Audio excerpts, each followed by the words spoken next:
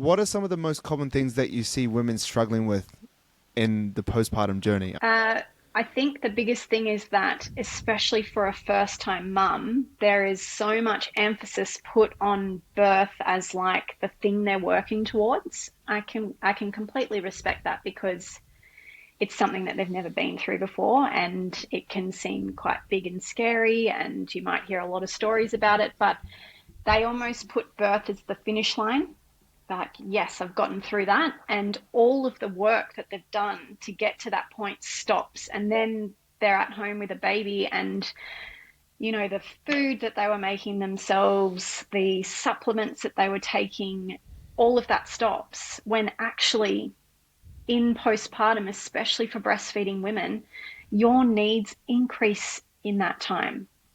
So there's no caloric increase in the first trimester. In the second trimester, it's about 340 calories extra per day.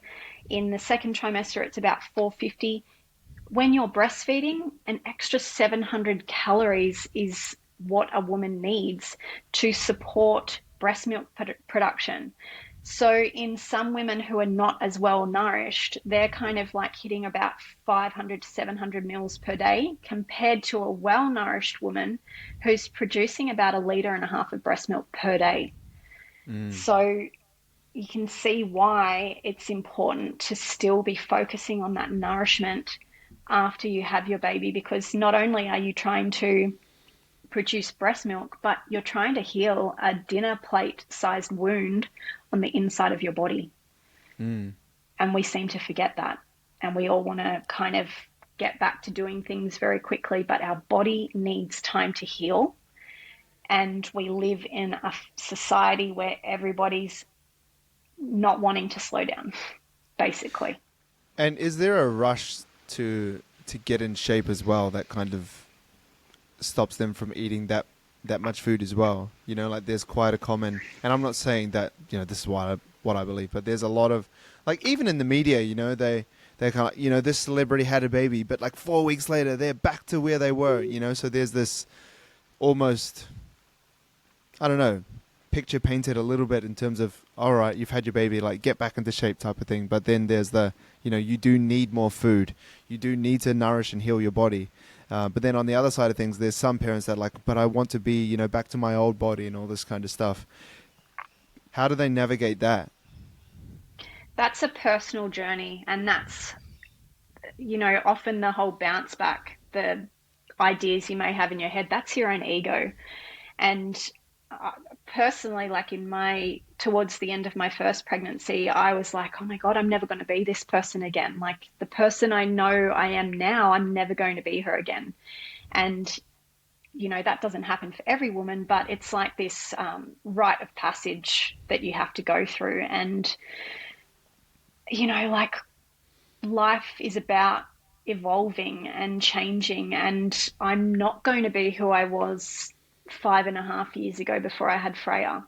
But I'm so much more now. And I guess it's just like coming to that conclusion yourself. And if you are heavily influenced by what you see and are exposed to, stop following people on social media that are portraying these bounce back culture messages and Mm. focus on, the accounts that are supporting, slowing down, being a present mother, healing, there's plenty of those accounts out there. And so Mm.